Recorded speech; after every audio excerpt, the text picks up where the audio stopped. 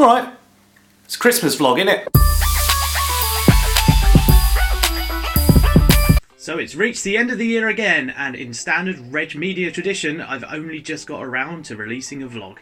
Only 4 months after I said I'll do one pretty soon. This time, well, seeing as it's Christmas Eve, I thought that I would do a Christmassy vlog thing. I tried to stay on point, but it will probably get derailed as usual. Try not to get distracted by the incredible amount of sparkles coming off of my forehead, but that's just to distract you for the fact that I am not actually wearing anything remotely Christmassy. Kinda looks like Father Christmas if you took loads of acid, and who knows, that might actually be Santa Claus. We don't know what he looks like, Anyway, so this is the first Christmas I'll be spending living with my girlfriend, which is great, but I've kind of failed at Christmas this year, I feel. Last year, I did all of my Christmas shopping in November. This year, I did my first bit of Christmas shopping on the 10th of December, and then did most of it last week. It feels like I've just kind of dragged whatever's existed around me and sort of tried to mould it into something remotely gift-worthy for those I hold dearest. So apologies in advance, or if you're watching this on Christmas Day, which you probably are, I'm sorry if your present's shit. It's the thought that counts. Yeah? Getting gifts as an adult, though, it's a lot different to when you were a child because, you know, things like electronic items, games, things you'll probably play once and then chuck away or neglect. You don't need any of that as an adult because you can buy them yourself. So when it comes to Christmas, I find that what I miss the most is getting socks and underpants, which is just great because they're convenient. And please, Mum and Dad, send me some socks and pants. I'm really desperate. I'm down to my last 3 pairs.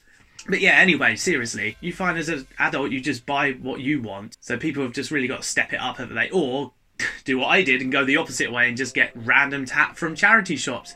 You're welcome, guys.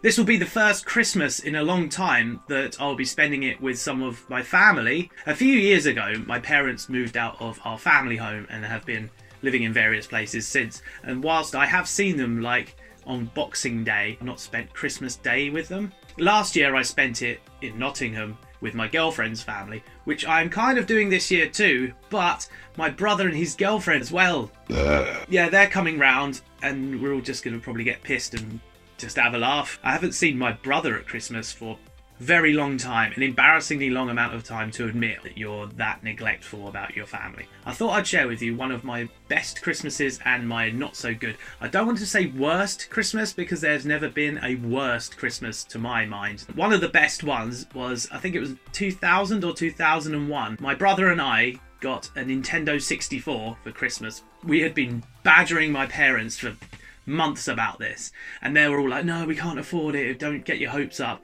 Whilst it was great that we did get an N64, unfortunately we knew we were getting an N64 because my parents had play tested it to make sure it worked, but left their bedroom door open and it was hidden underneath their bed and you could see it. Also, we had an old black and white television that for some reason could pick up the wireless house phones calls when somebody was on the phone. So we heard my dad talking about buying an N64 off of whomever he bought it from. It did nothing to dampen the actual day itself, but we did have to sort of put it on, like, oh look, it's an N64, good. But that provided many years of entertainment, and that, as far as Christmas present longevity goes, that was definitely up the top. Now, a Christmas that wasn't so good was 2013 because I was jobless, I was almost homeless. There was a family tragedy that occurred around that time as well. The day itself, I'm glad I spent it with my family. It was the last time we spent it in the family household before they moved, in fact.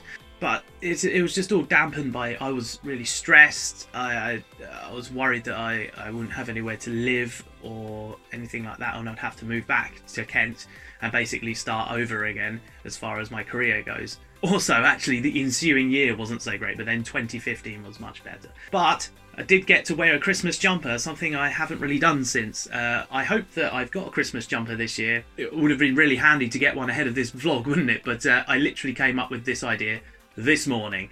This is Christmas Eve I'm filming it on. Good times. When I was on my staff Christmas party the other day, I did notice walking to the venue, there was about 10 homeless people sleeping in various places, rough, and that really brought home just how awful it has been this year with everything, with universal credit and austerity, and the ever-growing disparity between the rich and poor is more prevalent than ever.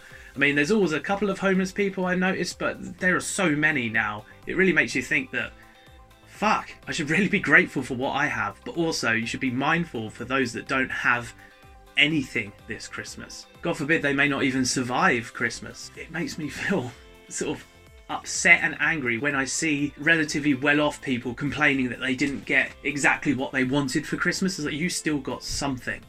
You got to spend it with family. Just suck it up. You know, you could be homeless. In fact, in this environment, you could probably very easily go from quite well off to homeless because you might lose your job and then everything might go to shit. So count your blessings. Did do some last minute Christmas shopping the other day, and I was reminded why I usually plan this out in advance, because the type of people that go out to get presents are just some of the stupidest, bumbling, angry dunderheads I've ever come across. And I don't know if it's Christmas that just brings this side out of people, or they're just by default that idiotic.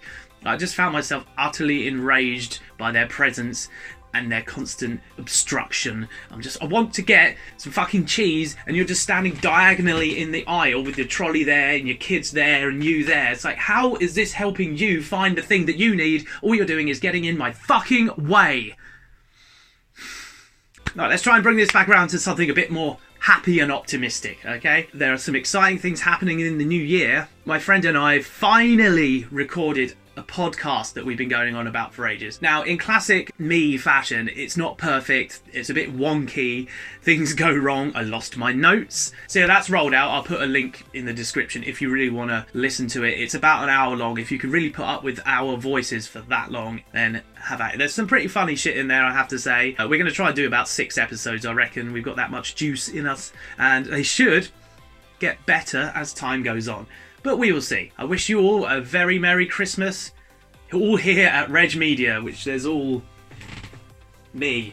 So, have a Merry Christmas, everybody. I'm going to stop doing this now. I think they're bored.